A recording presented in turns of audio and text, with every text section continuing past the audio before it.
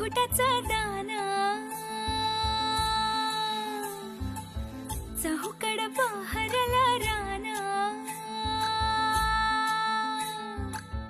पाटामध्ये झुळू झुळू पाणी पाखराच्या चोचीतली गाणी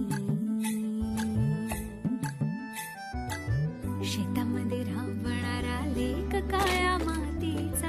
राखडा तो मर्द माझा आभाळाच्या छातीचा वेडापिसा छंद असा लागला तुझ्यात जीवन